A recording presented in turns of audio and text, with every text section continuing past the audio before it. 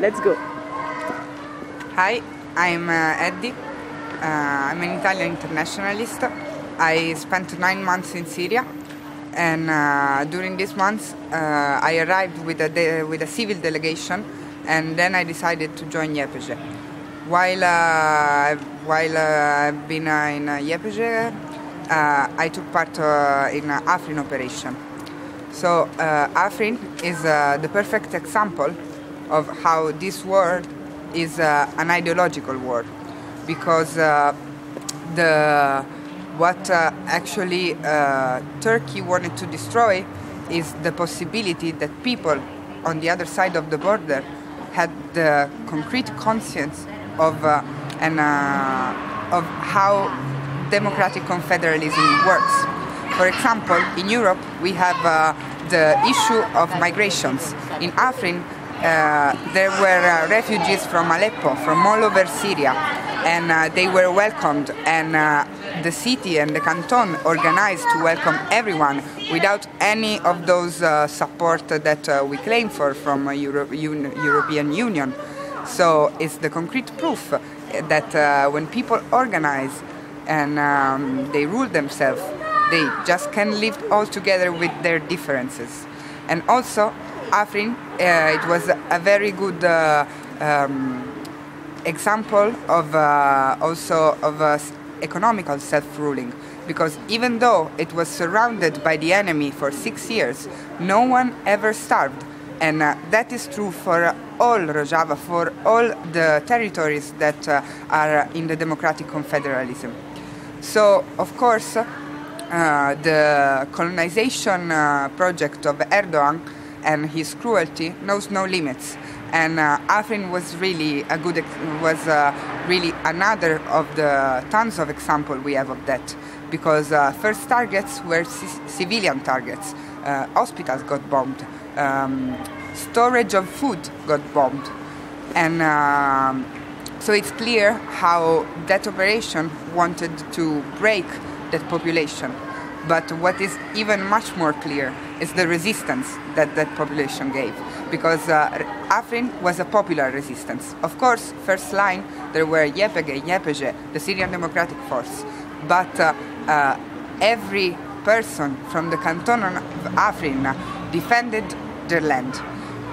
Civilians were collaborating with the military forces, and every time a village got evacuated because of bombing, people were going to Afrin city. So the population of that city became 5 times in just 1 month.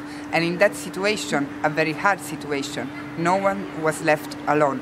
It was clear for everybody that or we all save us together, or there is no salvation at all. So I think this is very incredible, because it shows how rooted are the values of this revolution, of révolté and respect, and how important it is to stick together. So even when you are under the bombing and you might just think about your own life, if you live in a strong society, your life is everybody's life. Also, I can say that another thing that was really impressive for me was how civilians had really clear the difference between people living under the oppression of Turkish government and Turkish government itself. No one ever said, while the Turkish flag was bombing them, let's curse the Turks. It has always been clear to everyone that governments are not representing their people. They are oppressing the society. So also this is another clear example of how much the life of the community changes when the community becomes strong, becomes healthy, and when people care about each other and give solidarity to each other.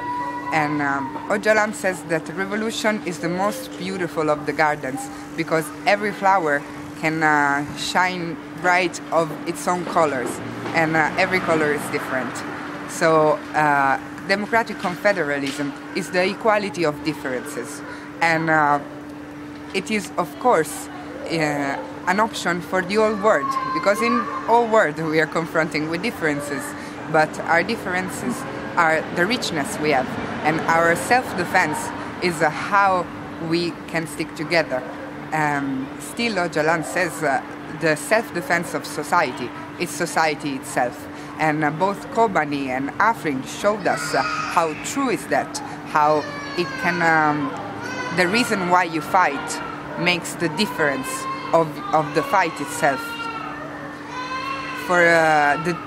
It's very important for military forces to be clear about the fact that self-defense with weapons is necessary in a context, in a weaponized context, because your enemy has the weapons, but the self-defense of the revolution itself, of the changing of mentality, are the democratic confederalism institution, the House of Women's, the ecological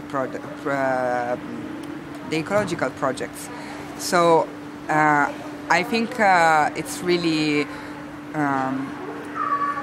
really important. It's a responsibility we have to spread this word.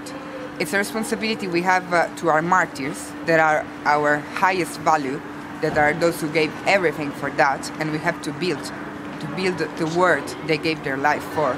But it's also a responsibility that we have through the people here in Europe, those of society that knows that this word, like it is not going well. This word, like it is totally wrong. So we really have to claim very, very loud that another word is not only possible, it already exists. And that word is the revolution of northern and east Syria. For this participation to this amazing social project, 5 people in Italy are now under the request of special surveillance. Special surveillance means that the court will approve the fact that we are socially dangerous. So what we ask ourselves is, first, how they cannot be ashamed of this, because this is an insult to all those who gave their lives to protect also these streets, because we know that Daesh arrived also in Europe, and we don't forget. And we know that our politicians made a lot of propaganda on that by sitting comfortable on their chairs. And now the state, that is part of the international coalition against Daesh, process people all over Europe for doing what they have been just speaking about. On the other hand, it's really difficult to see which society are they talking about when they say we are socially dangerous, because they are not society. Judges and state repression organs are not society. They are the state. And for society, it's really clear that all the people from all over the world, Syrian people first, Kurds, Arabs, Turkmen, Assyrians, Europeans from France, from Italy, from United States, Canada, from Britain, all over the world, it's very clear to society that they have been doing something really right. It's not a matter of making things really difficult. It's really easy when you have some values that are universal values: freedom of women, equality and ecology and equality and peace among different peoples. When you fight for those, it's very clear that you're doing something right, that you are on the right path. So we take this accuse for what it is, a ridiculous thing. And not only, since newspapers gave a lot of attention to this case, we want to use that attention to point out what is happening right now, because we are back in Europe and we are safe by chance, but there are people every day still risking their lives for also us, because the fact that there is the revolution in Syria is a richness, is a heritage for all the people all over the world.